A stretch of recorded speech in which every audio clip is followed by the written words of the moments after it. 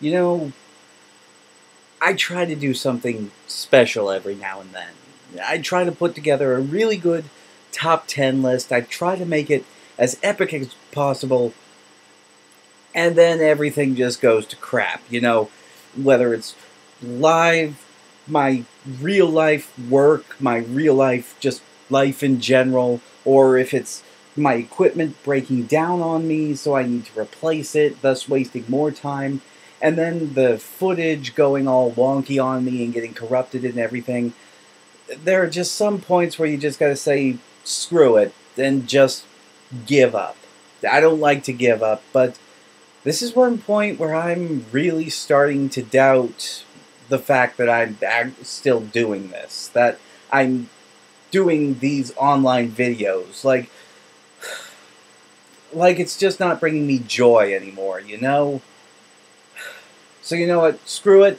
I'm just going to take the day off. I'm going to watch a movie, alright?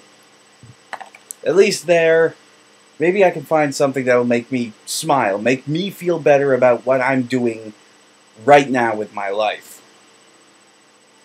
But what if the dinosaurs weren't all destroyed? What if the impact of that meteorite created a parallel dimension where the dinosaurs continue to thrive and evolve into intelligent, vicious, aggressive beings? Just like us. And hey, what if they found a way back?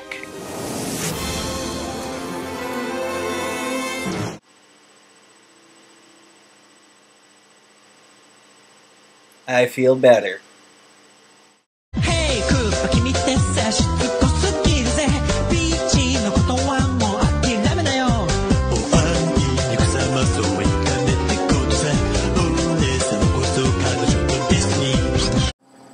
Hey there, folks. It's been a while, hasn't it? A little too long, if you ask me, but between life, work, more work, and an infestation of fleas, I haven't really been able to do very much here.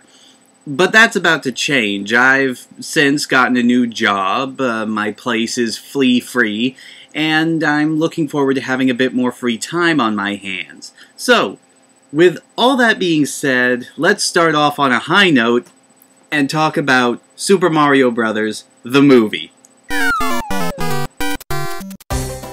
It is generally considered one of the worst adaptations of a video game ever made, and probably set the standard for why most of them suck nowadays. When it was released just after the launch of the Super Nintendo and Super Mario World, both critics of film and fans of the games had a general outrage about it, saying that it had absolutely nothing to do with the works it was based off of, and was generally untrue to the feeling of the entire franchise. On top of all of this, it is one of the few films where you can actually say that nobody involved in it, from the actors to the director to even the Big N themselves, had absolutely any confidence while making it, and to this day, many of them have gone on record saying that it was one of the worst projects they ever worked on. Add in the fact that the movie went over budget and over time several times during its production, and, well, you can see why many people consider this one of the worst stains on Mario's legacy, until Hotel Mario came out. But with all that being said, I have to admit, I like this movie. Okay, calm down. Calm down and let me explain myself, please, because it is far from a perfect movie, but let's take a deeper look. Let's put aside our childhood trauma and actually examine what this film is about.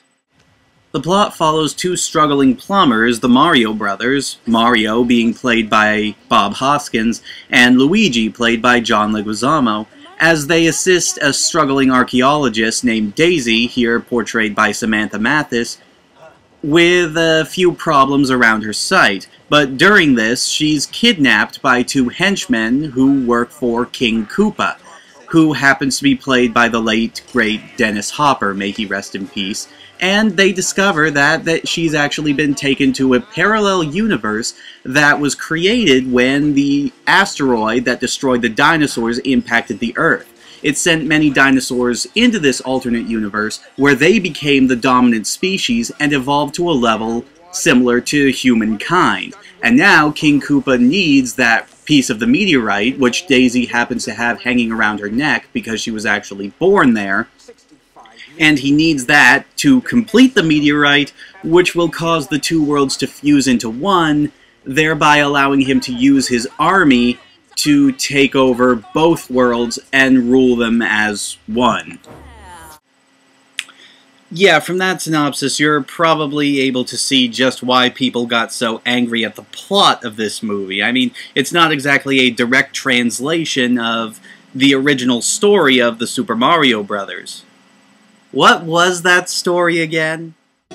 Two plumbers named Mario and Luigi, while out on a job one day, accidentally fall down a huge pipe, which ends up transporting them somehow to a magical realm known as the Mushroom Kingdom. Here, they discover that the peaceful mushroom people have been enslaved by the evil King Bowser, or in Japan, as he was always known, King Koopa.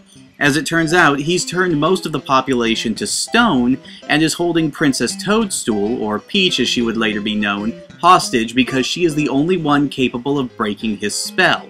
So it's up to the two plucky plumbers to run through Bowser's entire army, find Princess Toadstool, stop Bowser, and reverse his spell.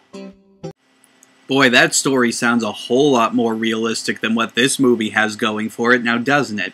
Now, don't get me wrong, I know that the movie came out several years after the original game, but let's be fair here, how exactly are you going to adapt something as plotless as the original Mario games into a feature-length movie? They had to do something, and again, while the movie is certainly not perfect, they never do explain how Koopa knows about the parallel universe, how he developed devolution, which, by the way, once again, it uses evolution as a concept that only moves in a straight line. It is still an enjoyable plot, if a bit flawed. And I can't deny that it is flawed, because I hated it when I was a kid. But upon rewatching it, it's an enjoyable flick. It's not good, but it's a fun flick. I get the same feeling from watching this movie that I do watching, say, a schlocky martial arts movie or a really stupid horror film. It's just that kind of movie. Now, for those of you who are haters out there and who are damn determined to hate this movie regardless of what I or anybody else says about it, I will go and point out a few of the flawed parts of this movie. I've already made mention about how the plot leaves a lot of questions unanswered, such as how Koopa discovered that there was a parallel universe where mammals evolved into the dominant species, but ignoring that for a second, there's also the fact that the actors in this movie aren't really giving it their all.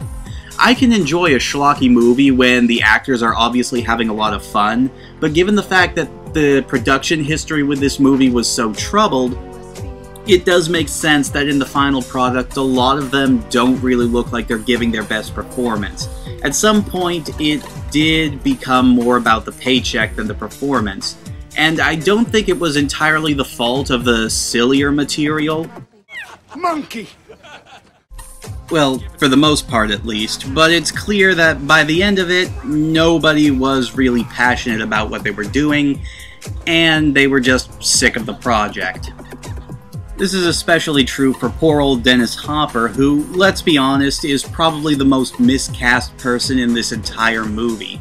Now, I can buy him being the sneaky, slimy, conniving villain, but the main problem here is this doesn't feel like an adaptation of Bowser to me. This feels like he should be one of Bowser's main henchmen, the brains behind Bowser's brawn, not Bowser himself. Now, I have no trouble with them humanizing Bowser, trying to make him look more human for the sake of the adaptation, but he's just not that threatening, which is the main problem. Even in Bowser's most humorous roles in the games, he was still a very threatening presence, if a fun threatening presence. But here, Hopper just can't deliver on being threatening. He just feels like a quirky, slimy lawyer to me. It also has to be said that a lot of the special effects in this movie, quite honestly, have not aged very well. I mean, they were kind of impressive when the movie first came out, but it was clear from the way that the production was going that all of these special effects were pretty rushed and would probably be outdated in a few years, which is exactly what happened. There are a few notable standouts, however, such as the trippy down the rabbit hole scene where Mario and Luigi actually enter the parallel universe, which actually kind of scared me as a child, but those scenes are few and far between, and in general, the special effects don't really look that special nowadays. Lastly, I do think it's important that I cover what is probably the biggest point of contention for some people who watch the movie, and that's how it ends. After beating Koopa, the Mario Brothers return to their Brooklyn flat, Sans Daisy, who decides to stay behind because she feels an obligation to help rebuild the kingdom where she's actually from, where her ancestry lies. And now it seems that both worlds are now common knowledge to one another, as Goombas are regularly crossing over, and television is actually covering the Mario Brothers. And then this happens.